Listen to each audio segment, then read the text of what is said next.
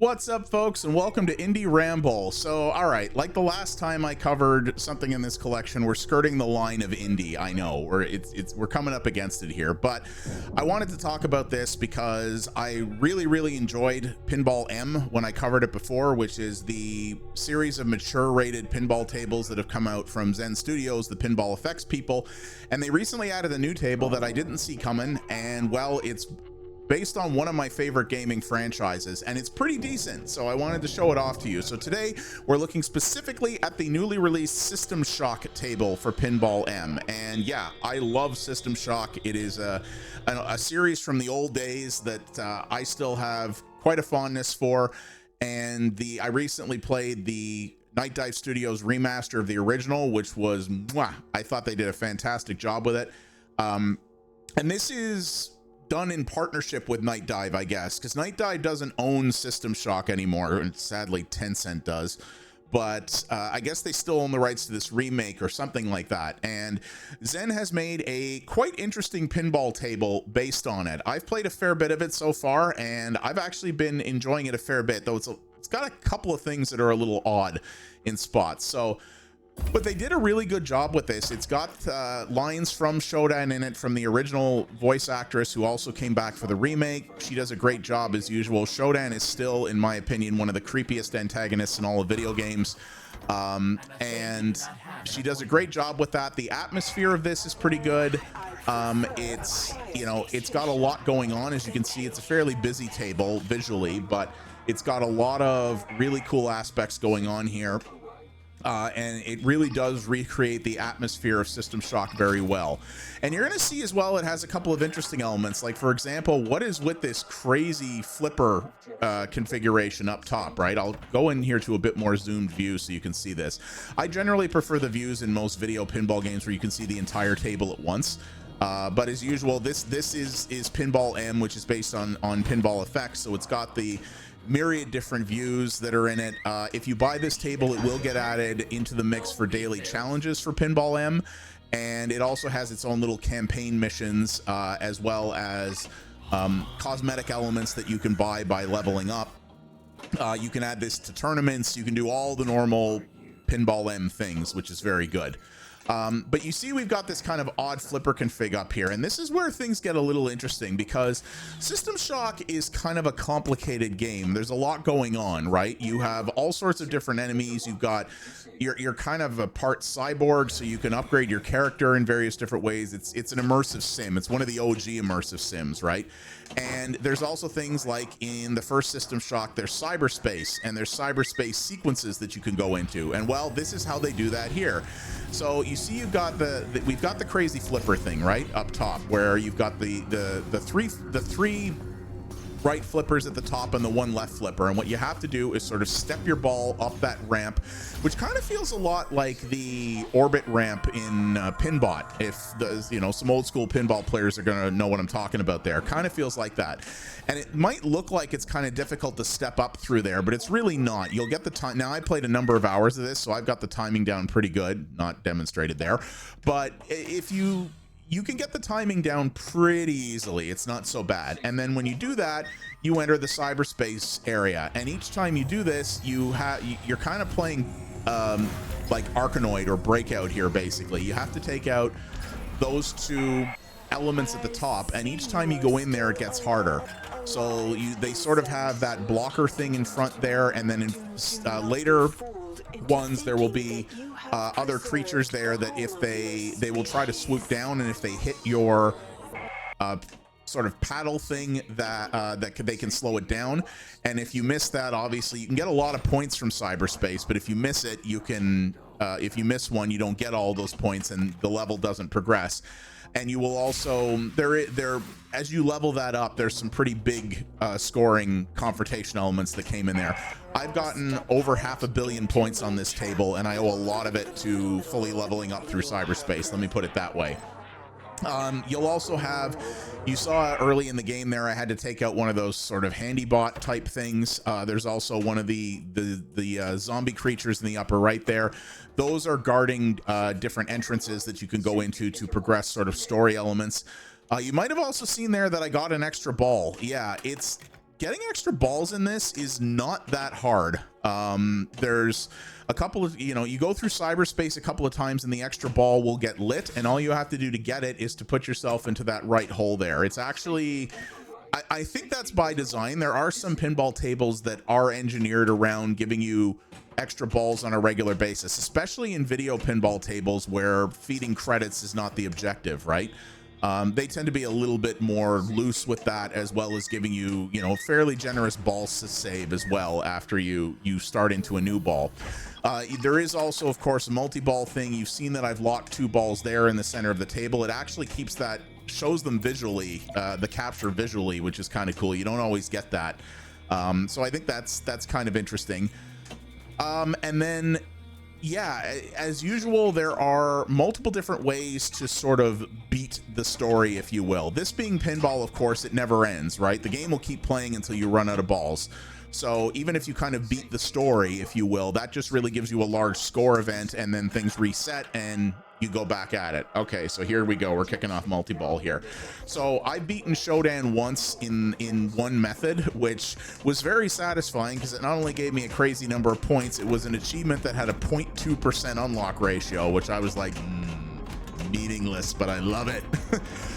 And there are other ways to beat her as well. If you pause the game here, you'll actually see the table awards on the right side there. So I got the top one, Evil AI Unplugged, but also there's the self-destruct digits that you can get, which is kind of your main objective in System Shock 1 as in terms of the main game, and you do that by taking out those sort of zombie creatures in the upper right corner and getting in that door multiple times. That's actually harder than it looks. So that's an alternative way to beat Shodan, which I haven't yet accomplished.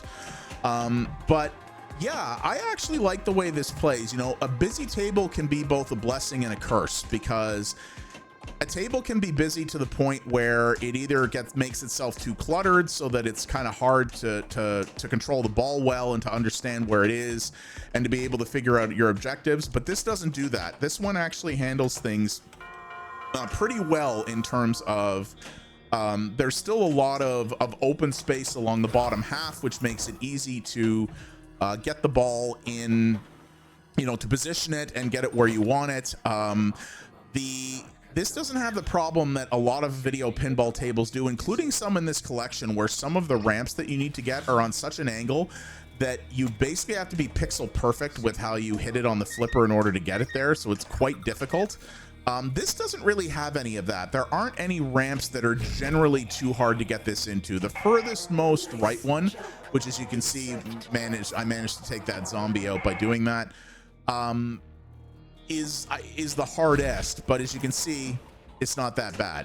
So there we go. I've opened that door. I'll get one of the self-destruct digits if I go in there. And there you go. Look, I got another extra ball. See what I mean? It's not actually that difficult to do that. So the game does have a couple of quirky things. I will find there is one mini game that will trigger where you basically have 3 basically zombie heads come onto the playfield, and if you hit the right one, you get a big bonus, and it will also turn any of the other ones that you didn't guess erroneously into like a temporary multi-ball mode. But it does this weird thing when they come out where it makes like a cartoon swoosh sound effect that is just completely out of place. For System Shock, I was just kind of like, that kind of breaks the horror theme a little bit. Not a big deal. It's just an odd choice. I find it kind of like the mini game itself is fine.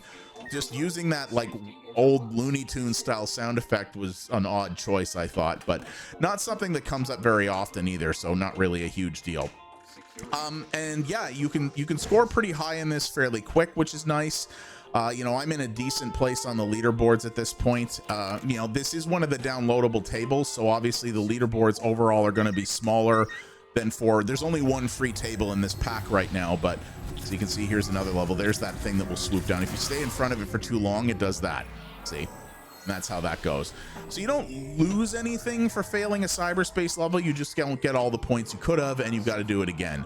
But as you can see, getting up that ramp there, it's not very hard to get into, and it's not that hard to get up either if you time it well, and it doesn't take too long to get good at that. So that's something to keep in mind. But yeah, I placed pretty well on the leaderboards. Like I said, I ended up with almost 500 million points in one run, which kind of blew my mind. You also have the security level there. You can see in the scoreboard that you're trying to bring down. That's another thing from System Shock. Basically, in the original game, the higher the security level is on a particular floor of the station that you're in, the more enemy respawns that you're going to have to deal with. So you bring that level down by doing things like taking out security cameras and other things like that. And the lower you get it, the overall safer the level is. So you're kind of trying to do that here as well as one of your side objectives. There's also a mini activity that we haven't seen yet, where that sort of cyborg creature on the left side there will try to target your ball with a laser. It's frankly pretty easy, unless all it really prevents you from doing is holding the ball in one of the flippers to try to line up a shot, which admittedly is something I don't do nearly enough in pinball. That's why I don't really I'm not able to play pinball at a champion level, because I'm not good at doing that. But really, as long as the ball is moving at any kind of decent clip, that thing will never hit you. I don't know if it's ever hit me, so I'm actually not sure what happens if it does. I don't know if it actually blows up your ball or maybe stuns you so that it's easier to get a ball out. Couldn't tell you, because it's never really happened. But if you're someone who does rely a lot on holding the ball in the flippers, then yeah, that could be a thing for you. But yeah, I think they did pretty good with this. You know, Pinball Effects has a lot of original tables and a lot of licensed tables, and the licensed tables can be kind of hit and miss in some cases. There's some properties they've done where you can tell that they weren't really sure how to translate the themes of it into pinball. And when I heard that they were doing System Shock, my initial reaction was, how are you going to do that in pinball form? But I think they did a pretty good job. They captured all the key things that make System Shock 1 important. And again, this is based on System Shock 1, not System Shock 2, right? Which are similar but different games. They definitely have things to each one that are unique to them. And I think they did a pretty good job here. They managed to figure out a way to incorporate cyberspace that's pretty engaging. They managed to give it this weird flipper layout, which I think is cool. It's something a little bit different. There are physical pinball games that have gone this crazy with flippers, but you don't see it very often because it makes them more mechanically complex, which operators often didn't like. They use Shodan in a really smart way. I really like the fact that they got additional lines from her to put in here. And, you know, they may get a little old sometimes because of the nature of how Shodan talks. When she's trying to deliver multiple lines, it can take a while, right? Because she speaks in that very slow, methodical, glitched manner. And there aren't a ton of lines that she has. So you might hear the same things a lot and be like, okay, this is getting a little old. But I haven't tried this, but in the other tables in Pinball M, you can independently turn off the voiceovers. So you might be able to do that here too, but I just love the voice effect on Shodan so much that it doesn't really bother me that much, to be honest with you. But I think they incorporated a lot of the elements of the original game that make this, it doesn't make this feel like they just made sort of a weird generic sci-fi pinball table and slapped the System Shock name on it. Again, this feels like something made by people who understand the game, who understand what about it and its atmosphere that people really liked about it, and tried to translate as best they could. Obviously, this, System Shock is as much a horror game as anything else, and Pinball M features a lot of horror stuff in it, and obviously it's a pinball game. It's not going to scare you, right? There's probably a way you could incorporate like actual horror and jump scares and stuff like that into the pinball experience. I would actually kind of love to see somebody pull that off, but this is not scary the way System Shock is scary, but that's fine. It doesn't need to do that, right?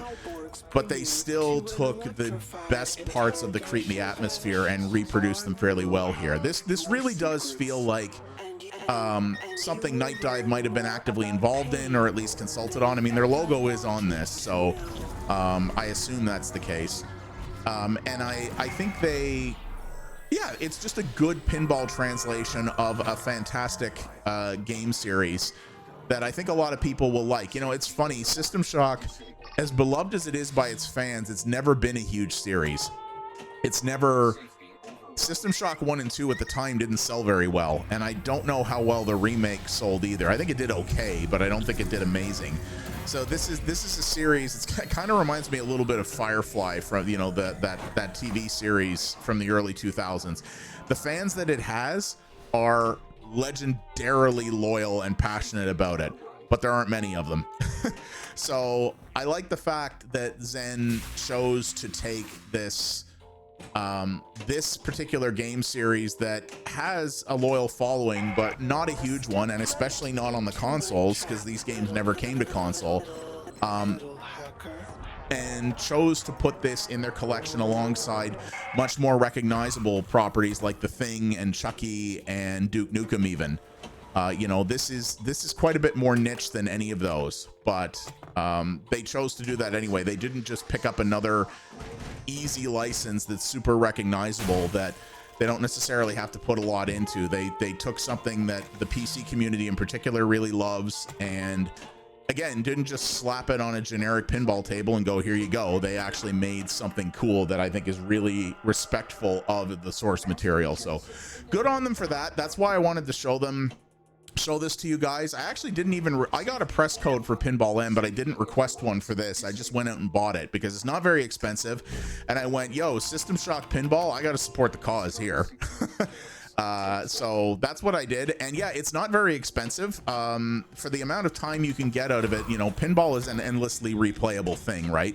I mean, I've got over 50 hours in Pinball M so far, and it wasn't that long ago that it came out, and then I did my previous video. So, you know, I've got a lot of time into this because it is really an endlessly replayable thing. So, you know, I think this table, I think I bought it for $6.50 Canadian. I think it was on a launch sale. So, you know, the title as usual will say what the price is, but it's not very expensive for what can be hours of fun and a great setting. So that's why I wanted to talk about it, because this one in particular, I think is really worth your time and really worth looking into. So yeah, that is the System Shock pinball table for the Pinball M collection.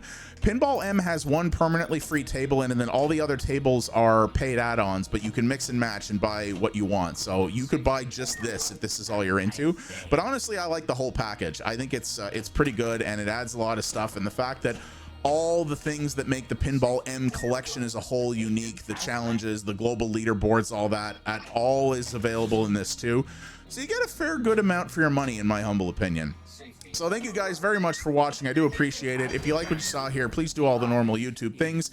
Leave a comment down below. Tell me, does this interest you? You know, if you're a System Shock fan, what do you think about this? Are you interested in trying it out, even if you're not into pinball? And what if some of your favorite video pinball games that are out right now, it's starting to come back a little bit, and there's some indie ones too that are out there. So I'd like to hear about those. And as always, you can follow me over at twitch.tv/pxabstraction. My streams are going to be coming back soon. I know I've been saying that for a bit, but I am working on it. It's going to be focused on retro for a while, tackling what I call my deep backlog. I'm really looking forward to doing that, and we have a great little community there, and I'd love to see you be a part of it. Thanks again, everybody, and I'll see you on the next Indie Ramble. Folks, have yourselves a good one. Take her easy.